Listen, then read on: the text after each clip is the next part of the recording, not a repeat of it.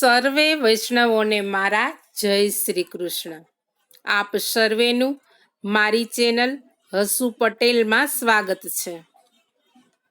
આજના સત્સંગમાં આપણે સાંભળીશું શ્રી મહાપ્રભુજીના 84 બેઠકજીના ચરિત્રમાંથી બેઠકજી 48માં શ્રી જનાર્દન ક્ષેત્રના બેઠકજીનું ચરિત્ર. મારી ચેનલમાં જો કોઈ નવા હોય તો મારી ચેનલને સબસ્ક્રાઈબ કરજો અને આ વિડીયો લાઈક અને શેર કરજો, જેથી કરી અન્ય વૈષ્ણવો પણ સત્સંગનો લાભ પ્રાપ્ત કરી શકે. આજના સત્સંગમાં આપણે સાંભળીએ બેઠકજી 48માં શ્રી જનાર્દન ક્ષેત્રના બેઠકજીનું ચરિત્ર. કેરળમાં ત્રિવેન્દ્રમ અને ક્વિલોન વચ્ચે વરકલા નામનું સ્ટેશન આવેલું છે. ત્યાંથી 5 કિલોમીટર દૂર શ્રી જનાર્દન ભગવાનનું મંદિર આવેલું છે. પર્વત પાસે દરિયા કિનારે આવેલું આ રમણીય સ્થાન છે.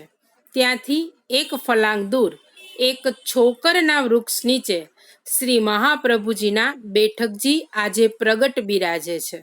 બેઠકજીમાં મુકામની સુંદર વ્યવસ્થા છે. જનાર્દન મંદિરની નીચે ગુજરાતી ધર્મશાળા પણ છે. શ્રી મહાપ્રભુજીએ આ ક્ષેત્રમાં પધારીને અહીં મુકામ કર્યો.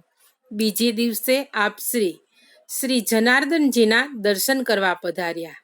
શ્રી જનાર્દન ભગવાનની આજ્ઞાથી શ્રી મહાપ્રભુજીએ સેવા શૃંગાર કર્યા.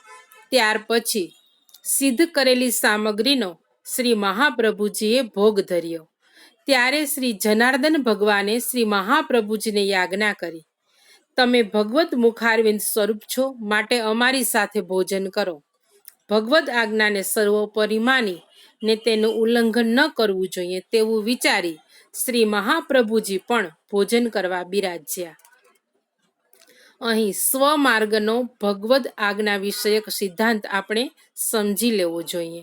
શ્રી મહાપ્રભુજી નવરત્ન ગ્રંથમાં યાજ્ઞા કરે છે કે ગુરુની આજ્ઞા પ્રમાણે સેવકે સેવા કરવી, પરંતુ જો ભગવત આજ્ઞા તેનાથી વિપરીત હોય તો ગુરુની આજ્ઞા ન માનતા ભગવત આજ્ઞા પ્રમાણે કાર્ય કરવું.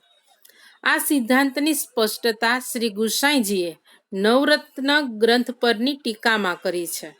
એ પ્રમાણે ભગવત આજ્ઞા 2 પ્રકારની હોઈ શકે. પહેલી પ્રભુના સુખ માટેની અને બીજી સેવકના સુખ માટેની. સેવા ભગવત સુખ માટે છે, સેવકના સુખ માટે નથી. તેથી ભગવાનના સુખ માટેની જે ભગવદ આજ્ઞા થાય તે સેવકોએ અવશ્ય પાલન કરવી જોઈએ.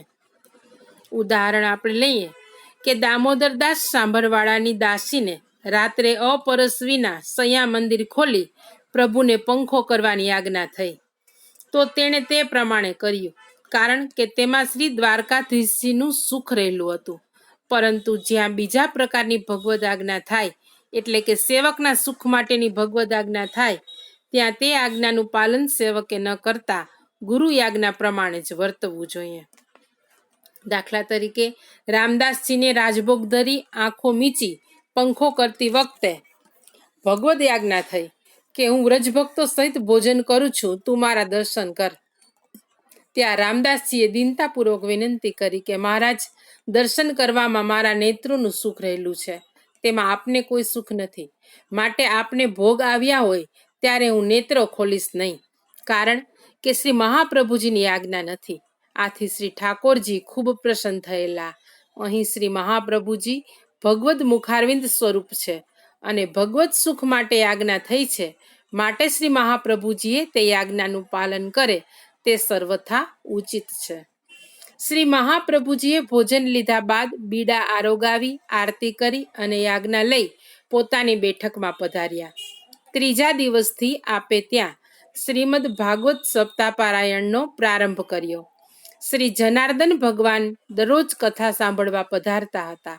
આપ શ્રીનો અતુલ પ્રતાપ જાણી ઘણા દેવી જીવો શરણે આવ્યા. અહીં વિષ્ણુ સ્વામી, મતાનુયાયી, પ્રેમાકર મુનિના શિષ્યો અને પ્રશિષ્યો શ્રી મહાપ્રભુજીના દર્શન કરવા આવ્યા. ત્યાંથી આપ શ્રી મલ્યાચલ પર્વત તરફ પધાર્યા.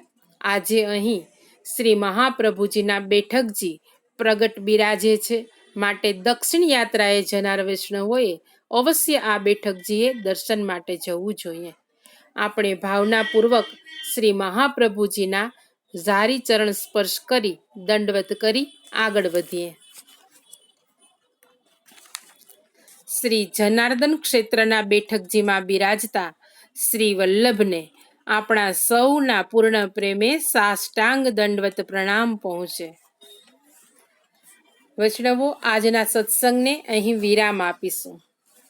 શ્રી વલ્લભાધીશ કી જય. સર્વે વૈષ્ણવોને મારા જય શ્રી કૃષ્ણ.